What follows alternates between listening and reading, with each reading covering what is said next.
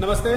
परमाणु संरचना के पिछले लेक्चर पे हम लोग एक्चुअल में परमाणु संरचना प्रारंभिक विचार हम लोग देख चुके थे। आज हम लोग परमाणु संरचना आधुनिक विचार की शुरुआत करेंगे।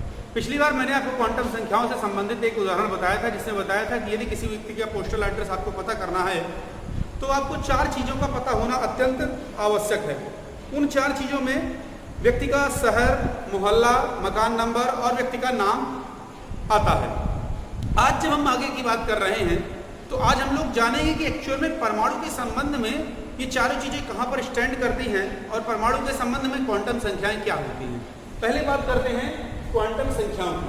देखिए, जो क्वांटम संख्याएं होती हैं वे वो संख्याएं होती हैं जो किसी परमाणु की स्थिति और ऊर्जा ज्ञान कराती हैं। साथ साथ हमें ये बताती हैं कि परमाणु के अंदर इलेक्ट्रॉन किस स्थान पर है, उसकी ऊर्जा कैसी है, उसका उपकोष कैसा है, उसके उपकोष का अभिविन्यास कैसा है। तो बेसिकली क्वांटम संख्याएं वे संख्याएं जो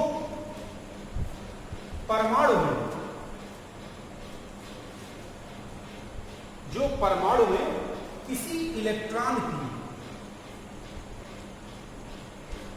की स्थिति एवं ऊर्जा का ज्ञान कराती है।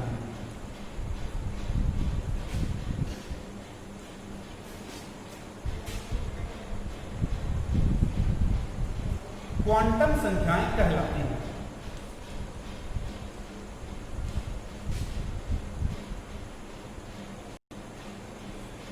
तो ये तो हमने जान लिया कि क्वांटम संख्या कहते किसे हैं। अब हम बात करेंगे कि बेसिकली क्वांटम संख्याएं कितने प्रकार की होती हैं। देखिए, ये क्वांटम संख्याएं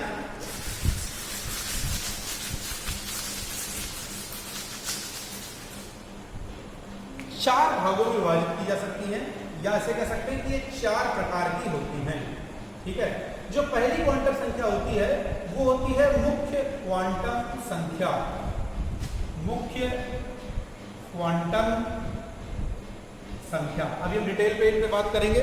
जो दूसरे प्रकार की क्वांटम संख्या होती है वो होती है द्विगंशी क्वांटम संख्या।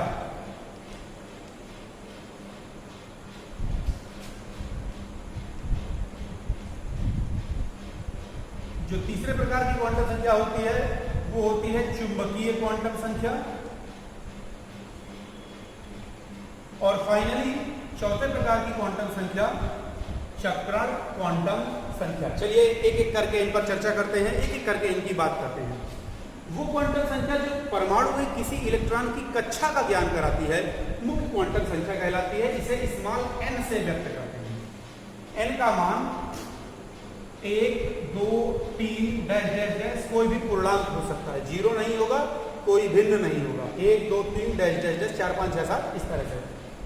बेसिकली मुख्य क्वांटम संख्या वह क्वांटम संख्या है जो परमाणु में किसी इलेक्ट्रॉन की कक्षा या कोष का ज्ञान कराती है। मतलब इलेक्ट्रॉन पहली कक्षा में है, दूसरी में है, तीसरी में है, इस तरह से। दूसरी बात करते हैं द्विगंशी क्वांटम संख्या की। वह क्वांटम संख्या जो किसी इलेक्ट्रॉन के उपकोष का ज्ञान कराती है उसे हम कहते हैं द्विगंशी क्वांटम संख्या। इसे हम L से व्यक्त करते हैं। अब देखिए, L का जो मान होता है वो 0 से लेकर n-1 तक हो सकता है। मतलब अगर n का मान 1 आया है तो L का मान 0 रहेगा, अगर 2 आया है तो 0 और 1, 3 आया तो 0, 1, 2, 3। इस आधार पर निकाला गया है SPDF का मान। मतलब अभी हम उसको आगे डिटेल देखेंगे SPDF के रेस्पेक्ट पे। पहले इनकी बात कर लेते हैं। तीसरे प्रकार की जो क्वांटम संख्या है वो होती है चुंबकीय क्वांटम संख्या, और इसे m से व्यक्त करते हैं। यह क्वांटम संख्या जो किसी इलेक्ट्रॉन में उपकोष के अभिविन्यास को व्यक्त करती है उसे हम चुंबकीय क्वांटम संख्या कहते हैं। वह क्वांटम संख्या जो परमाणु में किसी इलेक्ट्रॉन के उपकोष के अभिविन्यास को व्यक्त करती है चुंबकीय क्वांटम संख्या कहलाती है। इसे m से व्यक्त करते हैं। इसका मान -L से 0 सहित धन L तक हो सकता है। ठीक है। मतलब अगर L का मान 0 है तो कोई बात नहीं, -0 + 0 कुछ होता नहीं। अगर L का मान 1 आया तो -1, 0, 1। अगर 2 आया तो 2, ऋण 2, ऋण 1, 0, 1, 2 इस तरह से आएगा। अब बात करते हैं चक्रण क्वांटम संख्या। देखिए, किसी भी उपकोष के अंदर जो अभिविन्यास पाए जाएंगे उसके अंदर इलेक्ट्रॉन 2 ही प्रकार से चक्रण कर सकता है, या तो वामावर्त या तो दक्षिणावर्त। इसका नोटेशन कुछ ऐसा है, ये वामावर्त और ये दक्षिणावर्त। तो एक को हम +½ से व्यक्त करते हैं और एक को -½ से व्यक्त करते हैं। तो वह क्वांटम संख्या जो किसी इलेक्ट्रॉन की चक्रण की दिशा को व्यक्त करती है, चक्रण क्वांटम संख्या या स्पिन क्वांटम नंबर कहलाती है और इसे एस से व्यक्त करते हैं। इसका मान प्लस या फिर -1/2 हो सकता है, या तो +1/2 होगा या फिर -1/2 होगा। तो उम्मीद करते हैं ये चारों प्रकार की क्वांटम संख्याएं आपको समझ में आ गई होंगी। आपको इन्हें कापी पर नोट करना है। आगे इनके डिटेल अध्ययन हम अगले वीडियो में देखेंगे।